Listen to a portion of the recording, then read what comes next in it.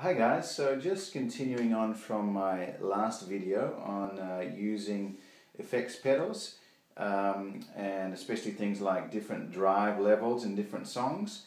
So hopefully you saw the last video and I was talking about an example of a song like Cornerstone by Hillsong. If you do church worship stuff, you'll know that song. And I was just saying I would start it off with a clean sound with the delay.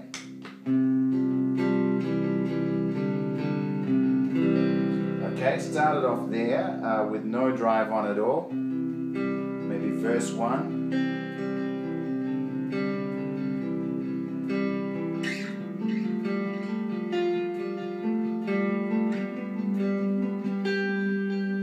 So it's totally clean, and then maybe verse 2, or definitely once you hit just the last line before the chorus, I would hook on that first level of drive there, which is this one, my tube screamer, where it goes, my anchor holds. My anchor holds within the veil, that bit. And just get that kind of crunchy sort of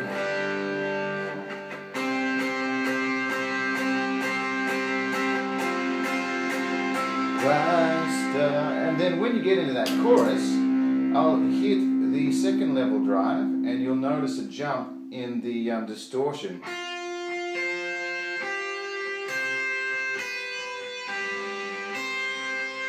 Okay, it's a higher gain.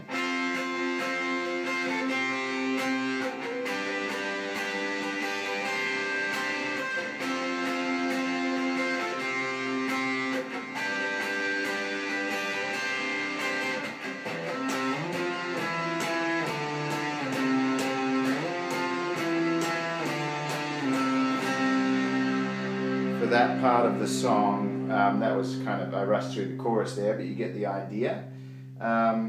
So bring in, once the drums get louder and bigger, you can bring in that second level of drive. I'll show you the difference. So once again, this one, the tube screamer, I've only got on about 1030, there's the drive. And then this one, I've got on full. Has a little bit more gain and a little bit more bottom end and body than the tube screamer. So this would be the tube screamer. And then if I kick that off and kick this one on, hear the difference?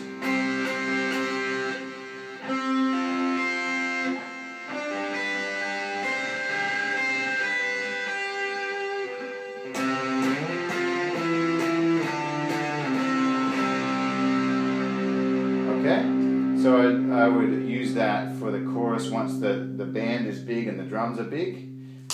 So that's how I use two different levels of drives in most songs like that. Another thing that I'll show you with this song, once it gets after, what is it, verse 3 I think, when he shall come, there's this little guitar interlude.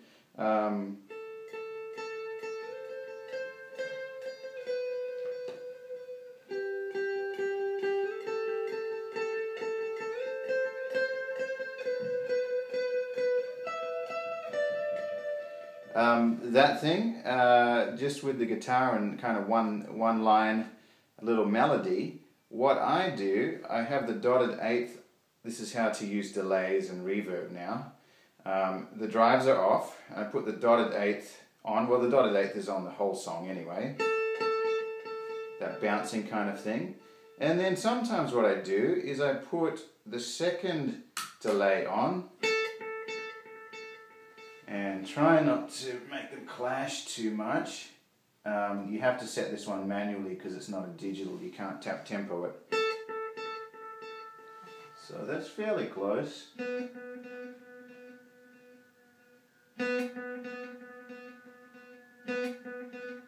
So something like that. So this is what it would sound like with two delays.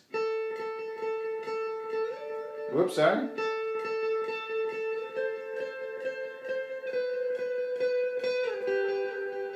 See, it just adds a lot more to it. And then you can also add a reverb as well, and it would sound like this.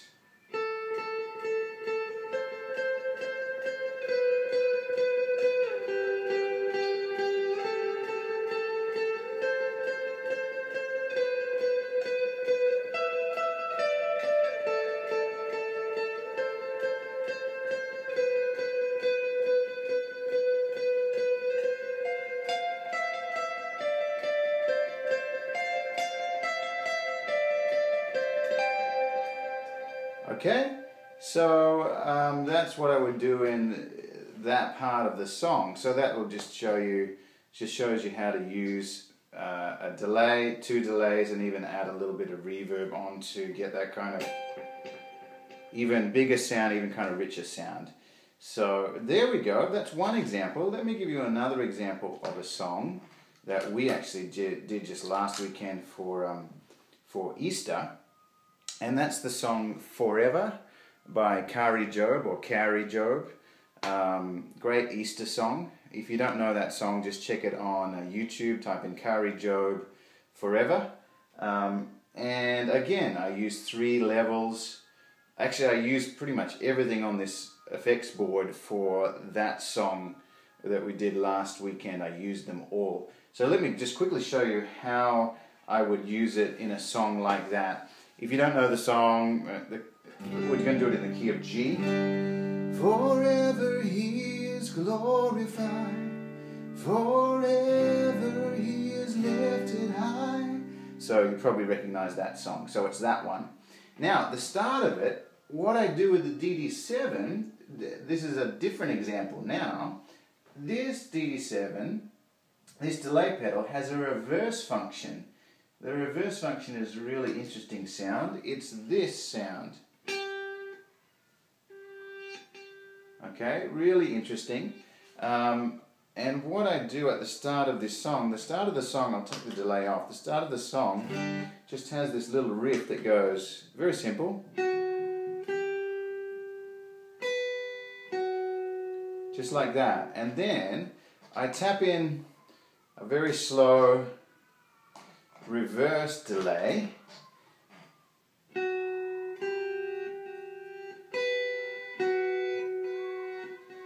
Maybe a little bit less.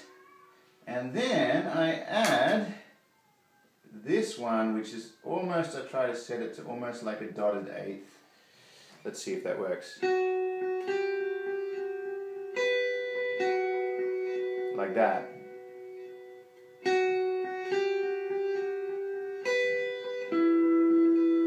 Maybe take that one down a little bit.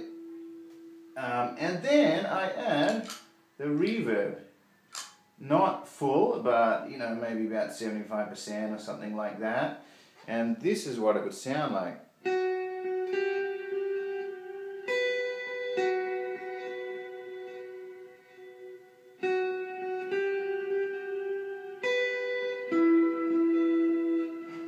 Probably even put a little bit more of the reverse one in there as well. Maybe this one a tiny bit more.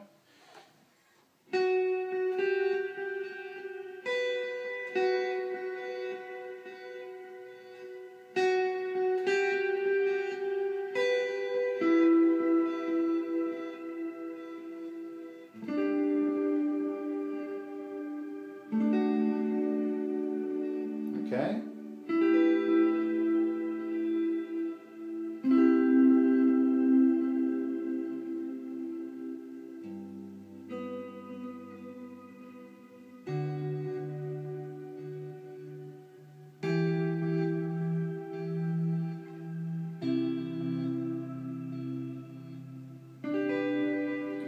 Okay, so just nice clean sound with actually 2 delays. There's reverse delay now. Not every delay pedal is going to have the reverse, but that just gives you an example of a different type of delay that you could use.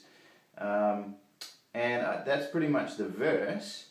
And then when it comes to the chorus, the pre-chorus, the ground began to shake. I normally turn off the reverb, leave the 2 delays on, and put on drive level number 1. Which is my tube screamer there. The ground began to shake. That part.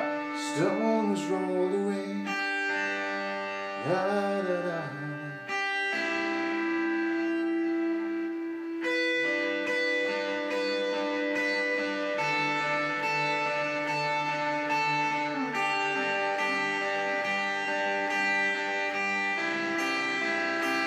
Okay. So the pre-chorus, I kick on the first level of drive because the drums start to get louder. And then for the chorus, second level drive, and probably take the first one off, forever.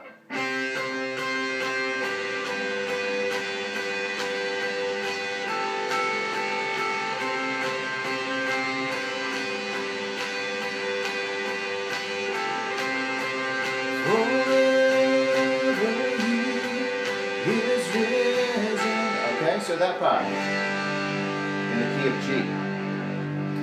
Now, these drives don't sound fantastic through this little amplifier. They sound a little bit fuzzy, but through a good tube amp they sound really good. So don't focus so much on the tone, but this is just to give you an idea. They will sound a lot nicer through a really good amplifier. So that's clean, delays, reverb, first level of overdrive, second level of overdrive, and then there's a little kind of, it's not really a guitar solo, it's more of a guitar interlude where the guitar kind of just follows the melody of the chorus, and I play that with a slide. And for that, so I'm already out of the chorus, we're already on second level drive. Then for the boost, for the solo, which I do for most solos, I will kick on this EQ pedal, which acts as a boost and gives me a volume, slight volume boost. So if we are,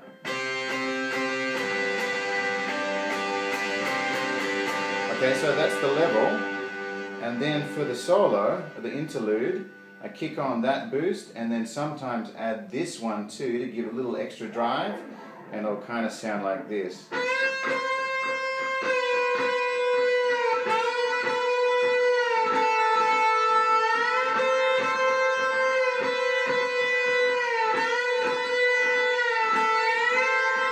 Okay? So, and then take it off, back to the chorus.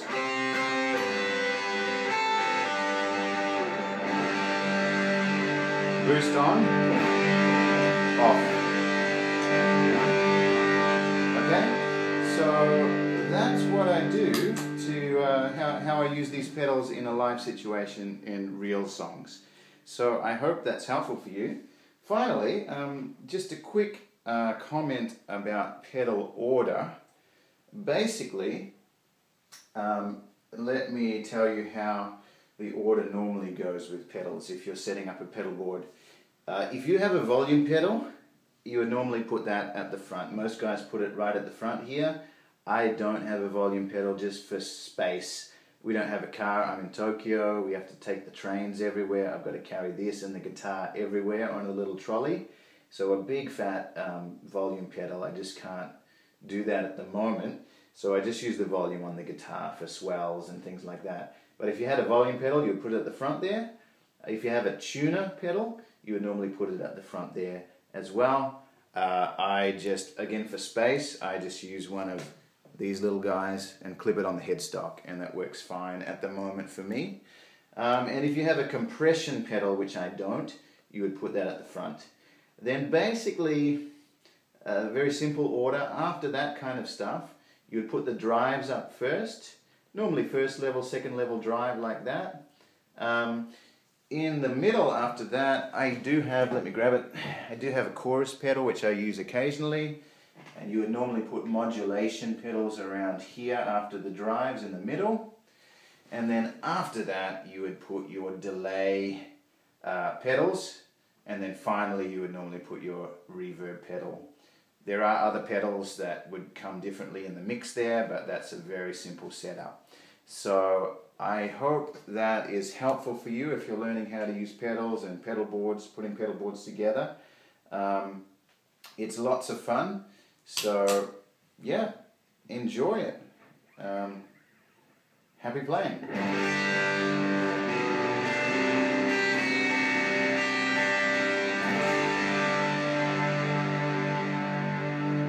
See you next time.